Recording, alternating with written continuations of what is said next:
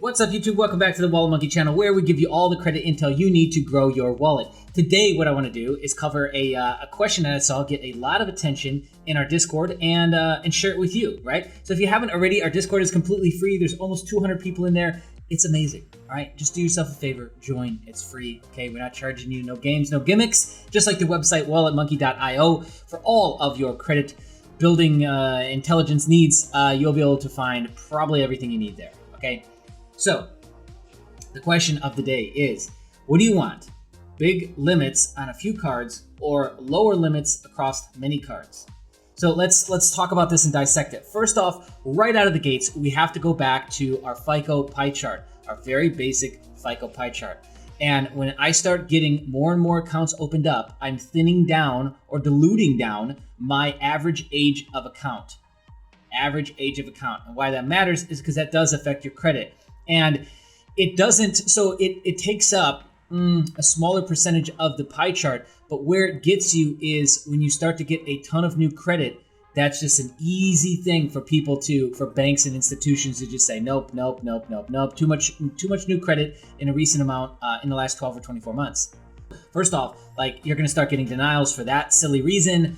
When maybe you shouldn't have, etc. Right? Also, too, it's going to thin down and make your profile look worse to creditors. Okay, so that's right out of the gates. But then, secondly, is you're not really able to use those cards. So let's define something here before I go too far.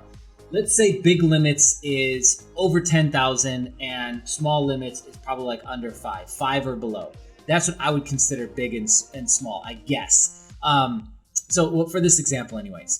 Well, is that even fair to look at big, or should we go 20,000, maybe 15? So let's say 15, because actually that does bring up a good point. Let's say 15,000 on the big limits. Okay, let's define it as 15,000 or above, and small limits, let's say, is 7,000 or less. That I think is more fair. All right. So bigger limit cards, you can spend more money and still hit lower utilization, meaning that you can go and do a bigger purchase. Yes, I understand that nowadays in America you can split checkout costs across a couple different cards, so you could do that. I don't know, maybe you've got like personal feelings, you might be embarrassed or something, which I don't think that matters, but you can do that. So it'd just be a cleaner checkout process. You'd be able to put bigger purchases on that card if you needed to, because again, you are able to spend more on that card without it negatively affecting the utilization on that card, your internal scoring on that card, and on your profile for the most part, right? So if we can thin out our utilization by getting more cards, then using less, the opposite is also true. Using less obviously affects our utilization. Okay, so you have to take a step back here and ask, like, what's really the point of this? Why do we want these bigger limits? So a lot of times people conflate and mix up personal and business, right? So if you want to get into business, really all you should be trying to do is optimize your personal so it looks good enough to PG on the first couple cards, especially like you go and, almost anyone with a brand new LLC can go and get an Amex, especially if you've already got a relationship. I would say if you've got a relationship, do this. If not, don't. If you've already got an existing relationship, it's easy to get BPP cards for 3 to 5K on a brand new LLC. Same thing with Bank of America, 3 to 5K on their white credit card. I don't remember which one that is. Same thing on Navy Federal. You've got an existing relationship, you go get 5K on a green rewards card all day, right? These things are all day long. So all you really want is to get that personal profile optimized enough for starting to break into business credit. And I would say business credit really should be your focus. And it's funny because on this channel, those videos do the worst. All the business credit stuff, we did that whole rollout. I think there's like 10 plus videos covering so many areas and angles. Nobody cared. You know why? Because it's not sexy. It's not popular right now. What's popular is to just pump out Navy Fed videos, okay? And so people don't really understand the importance of building business credit. I'd say that should be your goal. That is the goal. Not to carry $200,000 across credit on your personal, but to carry millions of dollars across your business, right? And I would say, like, I would argue, like, at $100,000 on your personal, what more do you really need there? You know what I mean? Like that can bail you out of just about any problem immediately without getting capped, without having to call in and get the purchase approved. Like that's it. I mean, that's pretty much like you can get away with, fixing most problems in the world with that amount in availability, right? And then so it becomes, let's start to build out on the business side. So anyways, I'm getting a bit lost here in the conversation. So it just depends on what you're trying to do with this. But I would say a mixture of both is good. But again, we have to base that off of what is our end goal.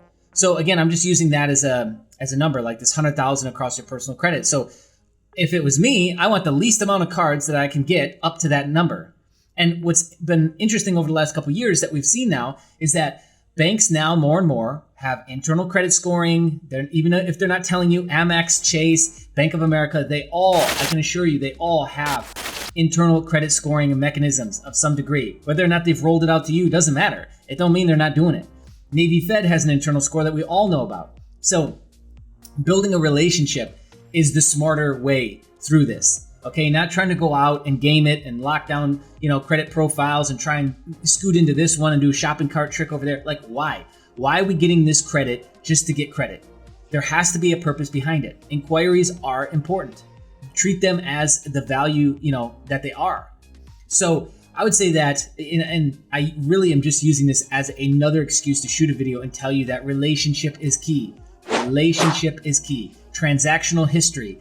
Get your direct deposits starting to flow through the banks that you want to build a relationship with. Set up a checking account, high interest yield savings account first. However you can get into the ecosystem, get in. And then get the transactional history up. Then start to get the credit products. Because, beyond, I really don't understand, beyond like an Amex and a Navy Fed, why do you need another bank? I can get $80,000 on the credit card side alone from Navy Fed across 3 cards. Then I can get into pledge loan products, a personal loan product with no documentation, a home improvement loan with no documentation. Heck, I don't even need a house. And then I can get into the business side and start to build there. Amex, I can have 14 cards, 4 credit, 10 charge cards. Once I get into the ecosystem and I get that first credit card, I can actually go boom, boom, back to back on 2 charge cards before I start to trigger any kind of financial review. Now, I've got to be in that ecosystem first. I got to build that transactional history and relationship. But across Amex, how many hundreds of thousands of dollars could you have access to as you're building out all these charge card pieces there? So, what is our goal?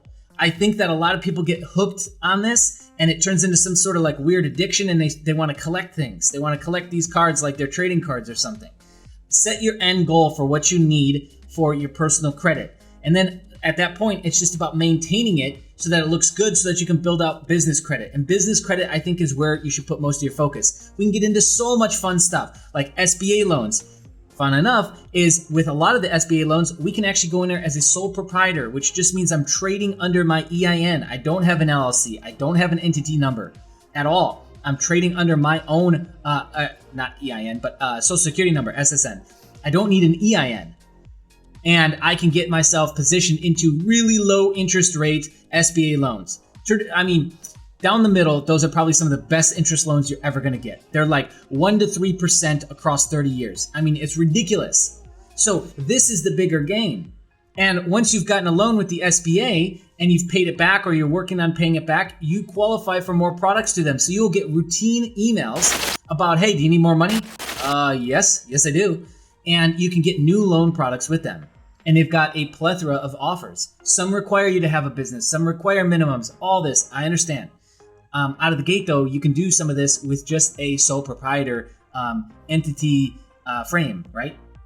So there's so much on the table for what we can do. It's like, why would you mess around with anything else? I just think that so many of us have been brainwashed to do the wrong things, especially when we're building or rebuilding, that you kind of forget the bigger picture.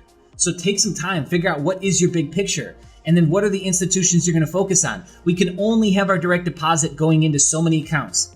We can only be focused on so many different checking, savings, credit card accounts. Why would you want that thinned out across, a dozen cards, which is super hard to keep track of? You got to try and keep all those people happy. It's like balancing, how many plates do you want to balance?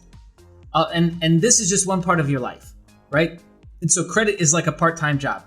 It really is nowadays. And so it's like, how many plates do you want to spin, and how much focus do you want to put here. So I don't think it's a question of which is better, even though I would say it's better to have higher limits across smaller amounts of cards in general, just because peace of mind, stress levels, etc. You should probably thrive better in that type of situation versus a ton of small cards. Trying to orchestrate payments, trying to make sure nothing's late, trying to make sure we're getting usage so they don't close down the account, all the inquiries that comes with that. I mean, geez, you know? So anyways, this, I really just, like I said, I used as an excuse just to hit home on that point again. Here we are, almost the end of the first quarter in 2022. You need to really be thinking about how you're going to allocate your time, your resources, and your direct deposits and your money across how many different assets to grow those relationships and get more credit with those institutions. Try and max out, grab as much of the juice out of the lemon, squeeze it out before you move on to a new institution. Know that it's going to take time. Understand it's going to take time. This is a relationship of years in the making with these institutions, but the good thing is you don't need many. And at the rate things are going, how we're seeing so much roll up and consolidation with people's financial stack and institutions' financial stacks and what they're offering, is you're really starting to get so much. I didn't even mention the Amex business side, which you get immediate access to the line of credit piece and the funding piece if you get a gold or platinum charge card with Amex right out of the gates. So you don't have to wait 6 and 12 months to get access to those products. Now you might not qualify, but you initially are able to apply for those right out of the gates with different products with Amex. So there's a lot there. And so I think that people really, you need to hone in on what you want and what you're looking to do. Build up the personal, get it to where you want it, just coast, and then start to build out different entities and get those funding. And you can have unlimited amounts of funding across unlimited amounts of entities. Nobody said that you got to just get 1 or 2 businesses. Get as many as you want. Yeah? All right. So if you like this sort of thing, click the like button. That helps us get this video in front of more people. If you got something to say or you got some feedback of some sort, I'd love to hear from you in the comment section below. And if you're brand new here and you like this sort of thing, hit the subscribe button, bell notification, turn it to all so you don't miss out on future videos. See you again real soon.